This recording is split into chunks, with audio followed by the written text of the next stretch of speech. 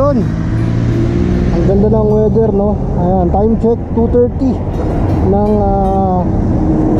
hapon. Ewan ko kung ako lang, no? Pero naka-proud ako dito sa parking personnel, no? Dahil kahit katirikan ng araw, kumakayod pa rin siya. So ayun si Kuya, 2:30, alas 3, sagsagan ng init, pero naghahanap buhay. Boss niya? Boss? Okay, ang pangalan mo, boss? Justin po. Justin, sige, sige, salamat ha. Sige po. Okay.